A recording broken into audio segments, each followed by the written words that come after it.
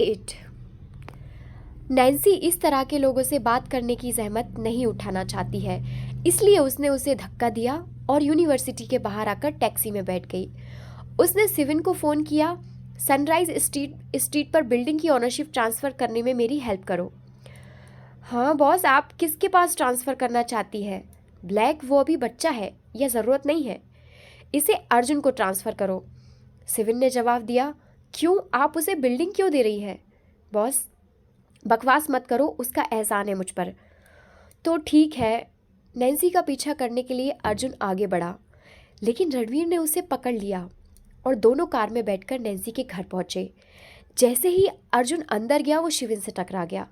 शिविन के हाथ में हाउस ओनरशिप सर्टिफिकेट है। आपने उस दिन डीप सी स्टार के लिए इतना खर्च किया, हमारे बॉस ने आपको एक बिल्डिंग गिफ्ट में देने का फैसला किया। अर्जुन के एक्सप्रेशन ओनरशिप सर्टिफिकेट देखकर डार्क हो गए। उसने सोचा, क्या मैं किसी ऐसे आदमी की तरह दिखता हूँ जिसे इस पैसे की ज़रूरत है? वो लड़की मुझे हर दिन पागल कर रही है कि मैं अपना दिमाग खो रहा हूँ, और उसने इसके बजाय शिविन को ऐसा करने के लिए कहा। उसका इससे क्या मतलब है? इसका मतलब यह है कि वो उसकी नज़रों में शिविन, वीर और वरदान की तुलना में एक बाहरी व्यक्ति है। अर्जुन की आंखें काली और अशांत हैं। क्या नैन्सी ने ऐसा करने के लिए कहा है? हाँ, हमारे बॉस को कभी किसी का एहसान नहीं है। इसे ले लीजिए मिस्टर मेहरा। अर्जुन ने हाउस ओनरशिप सर्टिफिकेट लिया और अपने पीछे का दरवाज़ा बंद कर नैन्सी के कमरे में एंटर हुआ। नैन्सी की कलाई को पकड़कर उसे दीवार से चिपका दिया। क्या मैं एक ऐसे आदमी की तरह दिखता हूँ जिसे अपार्टमेंट बिल्डिंग की ज़रूरत है, नैन्सी मलिक? एक फंसे हुए जानवर की तरह अर्जुन बेहद निराश महसूस कर रहा है। अपने जीवन में पहली बार उसे एक ऐसी समस्या का सामना करना पड़ा जिसके बारे में उसे पता नहीं था कि ये कैसे हल करना है। नैन्सी दीवार के खिलाफ झुक गई और चुपचाप उसे देखने लगी। आपको इसकी ज़रूरत है या नहीं, यह आपका बिजनेस है और मैं इसको आपको देना चाहती हूँ, यह मेरा है।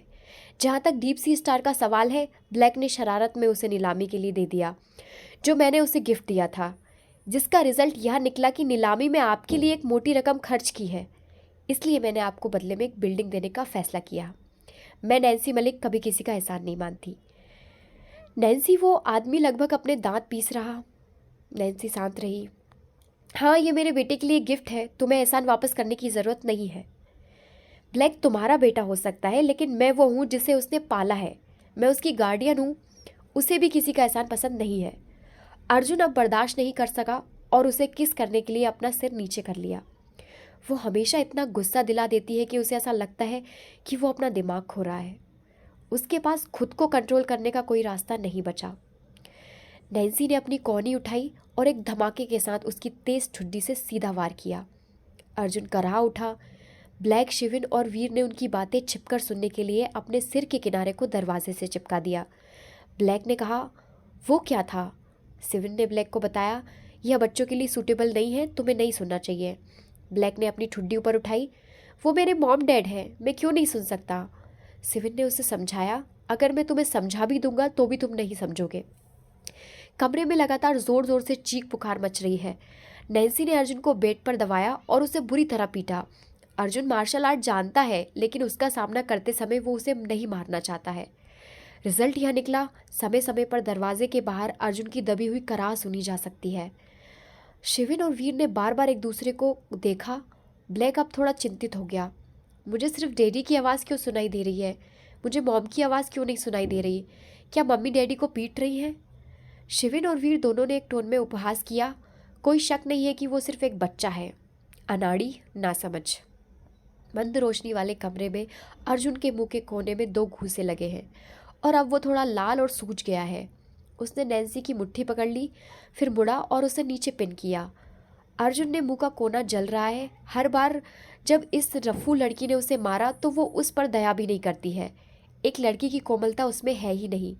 फिर भी जैसे ही उसने उसे बेड पर दबाया, उसने खुद को उसमें गहराई से डूबता हुआ पाया। मुझे बिल्डिंग नहीं चाहिए, मुझे तुम्हारी बिल्डिंग की ज़रूरत नहीं है। जहाँ तक डीप सी स्टार का सवाल है तो यह तुम्हारा है, नीलामी का पैसा मेरे लिए कुछ भी नहीं है। अगर तुम इसके बारे में एहसान महसूस करती हो तो मुझे समय समय पर अपने घर पर रहने की इजाज़त दो। नैन्सी ने तुरंत जवाब दिया, नहीं। अर्जुन ने धीमी आवाज़ में कहा, मैं केवल तुम्हारा यहाँ सो सकता हूँ, मुझे अपने पेशेंट के रूप में समझो। नैन्सी भूल गई है कि उसे उस आदमी ने नीचे दबा के रखा है। उसकी निगाहें उसके तरबदर चेहरे पर घूमने लगी। फिर उसने उसकी पल्स को दबाने के लिए हाथ बढ़ाया। अर्जुन ने अपनी आंखें सिकोड़ ली। हिलना मत, मैं तुम्हारी पल्स रीड कर रही हूँ। अर्जुन उसके ऊपर लेट गया और उसे अपनी पल्स रीडिंग करने की इजाज़त दी। बाहर आकाश में अंधेरा छा गया और अर्जुन उसे अपनी बाहों में पकड़े हुए पहले से ही नींद में डूबा हुआ महसूस करने लगा। कुछ देर तक उसकी पल्स पड़ने के बाद नैन्सी ने महसूस किया यह आदमी सच में सीरियस इंसोम्निया से पीड़ित है। फिर तुम्हें मेरे घर नींद कैसे आती है? नैन्सी अर्जुन के प्रति कठोर हो सकती है, लेकिन वो एक मरीज के साथ फ्रेंडली बिहेवियर करती है। मुझे नहीं पता, मुझे बस इतना पता है कि मैं तुम्हारे यहाँ सो सकता हूँ। अर्जुन ने कैप जैस्मीन खुशबू के साथ मिक्स्ड पाइन और साइप्रस की खुशबू के बारे में उसे बताया। नैन्सी ने मुंह फेर लिया और फिर से उसकी पल्स पकड़ ली। आमतौर पर 2 कारण होते हैं जो इंसोम्निया को ट्रिगर करते हैं, साइकोलॉजिकल और फिजिकल। ज़्यादातर लोगों को साइकोलॉजिकल की वजह से इंसोम्निया होता है। क्या तुम किसी तरह के दर्द या ट्रॉमा से पीड़ित हो? अर्जुन की आंखें चमकीली है। उसने कोई रिस्पॉन्स ना करते हुए अपने पतले होठों को मजबूत से दबाया। नैन्सी ने पलकें उठाई। अगर तुम यह नहीं बताना चाहते हो तो इसे भूल जाओ। अर्जुन की आवाज़ गहरी है। तो डॉक्टर मलिक, क्या मैं आगे इलाज के लिए आ सकता हूँ? नैन्सी ने गहराई से ठहाका लगाया। ज़रूर। जब अर्जुन को आखिरकार उसकी इजाज़त मिल गई तो वो आखिरकार अपने दिमाग से बोझ हटा सकता है। नैन्सी ने महसूस किया कि वो अभी भी उस आदमी के नीचे है। वो कुछ समय पहले एक डॉक्टर थी, लेकिन अब नहीं। उसने एक मुक्का मारा जिसे अर्जुन ने पकड़ लिया। मिस मलिक, आप अपने मरीज के साथ ऐसा व्यवहार करती हैं? क्यों? क्या तुम मुझ पर मुकदमा करने जा रहे हो? अगर आपको कुछ हो जाता है मिस मलिक, तो मेरा इलाज के लिए किसके पास जाऊंगा? दोनों ने उठकर लकड़ी का दरवाज़ा खोला। थड़ थड़ थड़। तीनों जो दरवाज़ा कान लगाकर सुन रहे थे, एक साथ अंदर गिर गए। एक गोल छोटे बन की तरह ब्लैक अपनी माँ के पैरों पर लुढ़क गया। गिल्टी एक्सप्रेशन के साथ उसने अपनी माँ की टांग पकड़ी और कहा, मैं आपको डिनर के लिए बुलाने आया हूँ मॉम। थोड़ा सोचने के बाद उसने कहा, मैंने आपकी बात नहीं सुनी, मैं कसम खाता हूँ। नैन्सी ने उस पर अपनी आंखें सिकोड़ ली, फिर शिविन और वीर की ओर देखा। ब्लैक, जब तुम इन अंकल के साथ घूमते हो तो उनसे केवल बुरी बातें न सीखो, अच्छी भी सीखो।